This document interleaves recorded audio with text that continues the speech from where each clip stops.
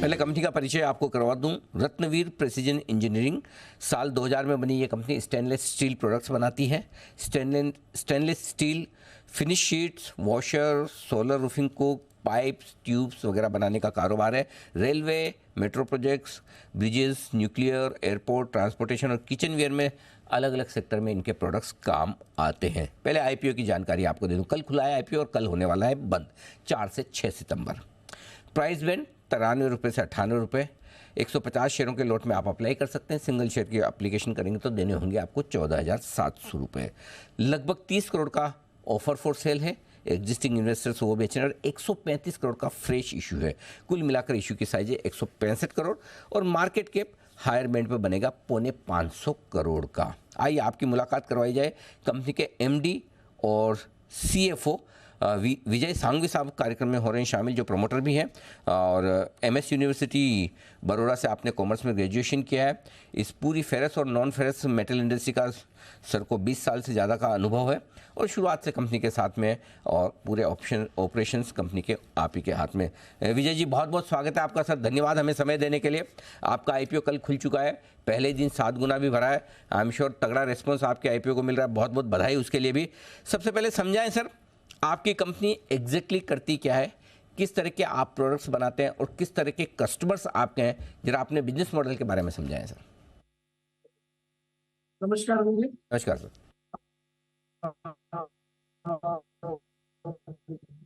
Ratnaveer precision and sheet metal components, stainless steel tubes and pipes और finishing line के components बनाती है। Around हमारा 31 कंट्रीज के अंदर में अभी प्रेजेंस अवेलेबल है और हम लोग जो बनाते हैं वो बहुत प्रिसीजन कंपोनेंट्स है, जहाँ पर सर्क्लिप्स, रिटेनिंग रिंग्स, बेनी वाली वॉशर्स और शीट मेटल के अंदर में टेलर मेड कंपोनेंट्स बनाते हैं जो सोलर रूफिंग के लिए और फैब्रिकेशन के लिए काम आते हैं। कंपनी के पास में full in house R&D, development, designing tools का पूरा डिपार्टमेंट अवेलेबल है और करीबन लास्ट 20-22 साल से हम लोग ये सप्लाई कर रहे हैं। मेनली द यूरोपियन मार्केट हमारा एक कोर सेक्टर है और यूरोपियन ऑल द डिस्ट्रीब्यूटर्स जो फॉर्च्यून 500 के कस्टमर्स है वो सब हमारे कस्टमर्स हैं। Large transportation, small transportation, railways, bullet train, marine, aerospace, defence, ये सभी इंडस्ट्री में हमारा गुड सप्लाई होता है और एक 2500 टाइप का SKUs प्रोडक्ट्स लेकर हम लोग चल रहे हैं और डे बाय डे अपनी प्रोडक्ट की ग्रोथ कर रहे हैं, प्रोडक्ट लॉन्चिंग कर रहे हैं और उसके साथ में हम आगे बढ़ रहे हैं। ओके, बहुत इंटरेस्टिंग चीज़ आपने बताई। तो सर ये बताएं कि कितना % आपका रेवेन्यू जो है वो एक्सपोर्ट से आता है और कितना इंडिया में सेल्स है? हमारा अभी लास्ट फाइनेंशियल 23 के अंदर में 23% एक्सपोर्ट से आता है और 77% डोमेस्टिक है और हम लोग जिस तरीके से कंपनी अपना विस्तार कर रही है और जो प्लान्स लेके चल रही है उसके हिसाब से आने वाले 3 साल के अंदर में 55% के आसपास हम लोग एक्सपोर्ट से आएंगे और 45% के आसपास हम लोग डोमेस्टिक से होंगे। परफेक्ट। स्टेनलेस स्टील प्रोडक्ट और ये जो शीट्स वगैरह बनाने का कारोबार है सर, वैसे तो ये अनऑर्गेनाइज सेक्टर भी है, काफ़ी कंपटीशन भी है, एंट्री बैरियर है नहीं, कोई भी शुरू कर सकता है। फिर आपकी कंपनी में ऐसी क्या खास बात है? सर ये अपने को जो प्रिसीजन कंपोनेंट अगर 2, 5, 10 पीस या छोटी क्वांटिटी बनानी है तो अनऑर्गेनाइज सेक्टर बना सकता है, लेकिन जो क्वांटिटी जो वॉल्यूम हम लोग बना रहे हैं we are the market leader for the stainless steel washers, जो हमारी लार्ज कैपेसिटी, हाईएस्ट कैपेसिटी में इंडिया के साथ में हम प्रोडक्शन के साथ चल रहे हैं और जो नंबर ऑफ प्रोडक्ट के साथ में बनाना है और विदेशी companies like water claim, Edison claim, उन लोगों की कंपनी जो 150 साल पुरानी है उनके साथ में कॉम्पीट करना है तो आपके पास में मॉडर्न टेक्नोलॉजी चाहिए, टैलेंटेड टीम चाहिए, पूरा डिजाइनिंग और R&D डिपार्टमेंट चाहिए, then only you can be compete with this kind of the people, जहाँ पर एक जीरो डिफेक्ट प्रोडक्ट की तरह जा रहा है। हम लोग जो भी सप्लाई कर रहे हैं वो जीरो डिफेक्ट प्रोडक्ट के अंदर में द मर्सिडीज, बॉम्बार्डियर और एयरबस लाइक ऐसी कंपनीज के अंदर में हमारा सप्लाई हो रहा है और जहाँ पर एंट्री करना बहुत मुश्किल है बिकॉज जहाँ पे आपका कांस्टेंट सप्लाई 10 साल का रहेगा, प्रीवियस ट्रैक रिकॉर्ड हिस्ट्री आपकी कांस्टेंट मेंटेन रहेगी, तो ही आपको एंट्री मिल सकती है फॉर द क्रिटिकल कंपोनेंट्स।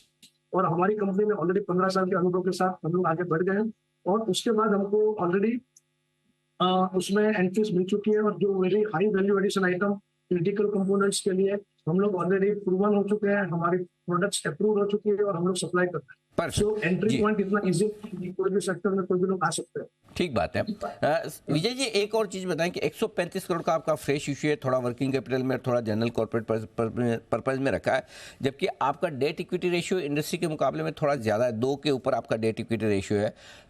क्यों नहीं आप थोड़ा डेट कम कर रहे हैं, और अगर नहीं करें तो आगे डेट इक्विटी रेशियो कम करने को और कर्ज को कम करने को लेकर कंपनी का क्या प्लान है? अच्छा, बहुत अच्छा सवाल है और हम लोग इसी पे काम कर रहे हैं। अभी कंपनी अपना CAGR 20% के साथ में ग्रो कर रही है, और हमारी इंडस्ट्री जो है वर्किंग कैपिटल इंसेंटिव इंडस्ट्री है, जहां पर टर्म लोन का कंट्रीब्यूशन ऑलमोस्ट जीरो है, बट वर्किंग कैपिटल फैसिलिटी जो एलसी लिमिट वगैरह होती है, जो मटेरियल हम लोग इमीडिएट पेमेंट टर्म्स में बाय करते हैं, इसके लिए हमको एलसी लिमिट का यूज करना पड़ता है, तो वर्किंग कैपिटल है। और अभी भी आने वाले समय में हमारे विस्तार के काफी कार्यक्रम है और एक्सपांशन के प्रोग्राम्स है। उसके लिए वर्किंग कैपिटल जो रिक्वायरमेंट है वो इस IPO के फंड से हम लोग रेस करेंगे, और overall cost of the fund जो है कंपनी का, वो आने वाले 2 साल के अंदर में हमारा 2% से कम होकर जो आधा हो जाएगा, और ये विस्तार के साथ में हम लोग चलते ओके। विजय जी, एक और चीज़, ट्रेड रिसीवेबल्स यानी कि जो आपके डेटर्स हैं जिनसे आपको पैसा लेना है, जिन्हें आप माल सप्लाई करते हैं, पिछले 3 फाइनेंशियल ईयर में लगातार बढ़े हैं। हालांकि आपका रेवेन्यू बिजनेस भी बढ़ा है उसके साथ, लेकिन परसेंटेज में भी थोड़े बढ़ रहे हैं। तो ये बताएं सर कि क्या वजह है, और किन लेवल्स पर आप कंफर्टेबल हैं? तो इसके अंदर में ऐसा है कि जैसे कंपनी अपना ग्रो कर रही है, प्रोडक्ट्स नई नई मार्केट्स में डेवलप कर रही है, हम लोग भी हमारे डिस्ट्रीब्यूटर्स को प्रोडक्ट्स देते हैं और उनको एक क्वेश्चन पीरियड देते हैं वो प्रोडक्ट बेचने के लिए, एस्टैब्लिशमेंट और सेटअप करने के लिए।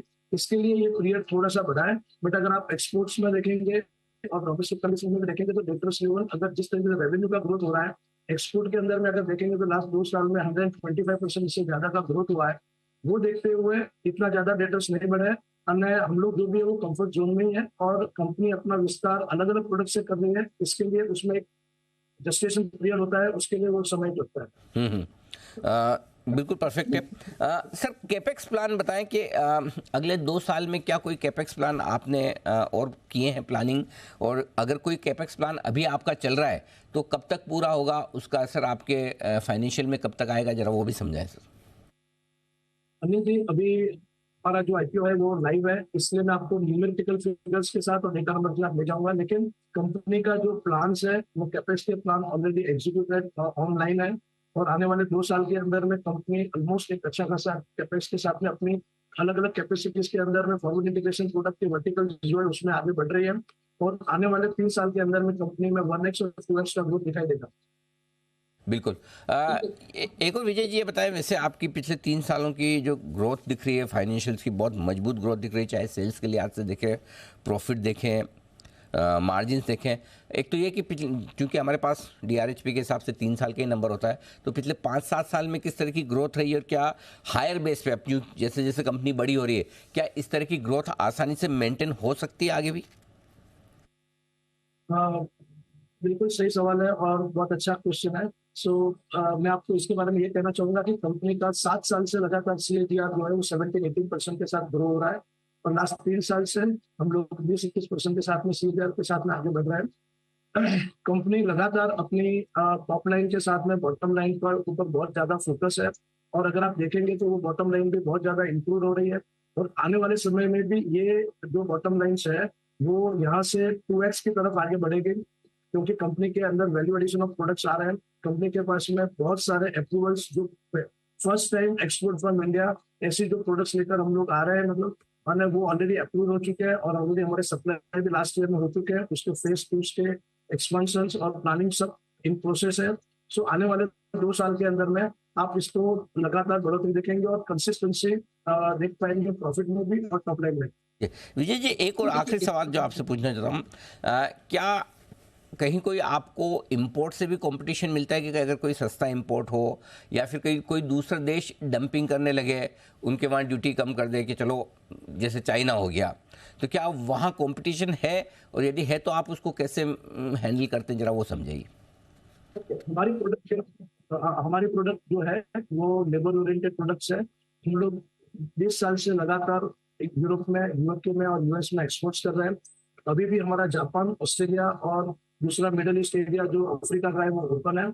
उसके अलावा सबसे बड़ी डिमांड जो हम लोग देख रहे हैं वो इंडियन डोमेस्टिक मार्केट में भी देख रहे हैं, क्योंकि जिस तरीके से लगातार ग्रोथ हो रहा है इंडियन मार्केट के अंदर में, और सेफ्टी सिक्योरिटी के नॉर्म्स जो टाइटनिंग हो रहे हैं, मेक इन इंडिया का जो कंसेप्ट चल रहा है, उसको देखते हुए इंडिया में जो बुलेट ट्रेन के प्रोजेक्ट आ रहे हैं उसके अंदर में हम लोग पार्टिसिपेट कर रहे हैं, और हम लोग बहुत ज्यादा बड़ा कॉन्ट्रैक्ट्स की तरफ आगे बढ़ रहे हैं। और आने वाले शॉर्ट टाइम के अंदर में आप देखेंगे कि कंपनी विल बी गेटिंग और winning the good contracts over there.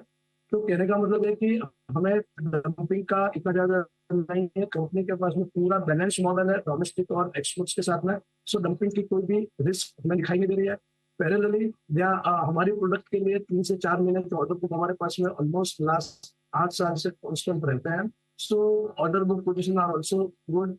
और जो प्रोडक्ट और वेराइटीज हम वन रूफ के अंदर में बनाते हैं वो शायद दूसरी कंपनीज हमें इतने कॉम्पिटिटिव नहीं करती है। कंपनी के पास में बैकवर्ड इंटीग्रेशन का प्रोसेस भी पूरा अवेलेबल है जो अदर कॉम्पिटिटर्स के साथ में मैच नहीं करता है। So in competitiveness of raw material, in competitiveness of the demand और in competitiveness of the preference of the customer, we are the through. So हमें इस प्रकार के कोई रिस्क आगे दिखाई नहीं देगा। विजय जी बहुत बहुत धन्यवाद, आपने समय दिया। वैसे तो आपको शुभकामनाओं की ज़रूरत है नहीं इस वक्त। आपका आईपीओ अगर पहले दिन 7-8 गुना बढ़ जाए तो रेस्पॉन्स कैसा मिलेगा आप समझ ही सकते हैं। फिर भी हमारी तरफ से बहुत बहुत बधाई भी और शुभकामनाएं भी आपके इस आईपीओ के लिए। थैंक यू सो मच जी, बहुत बहुत धन्यवाद सर जी। तो विजय सांघवी साहब बताते हुए अपनी कंपनी के आईपीओ के और प्लान्स के बारे में। इस वक्त जो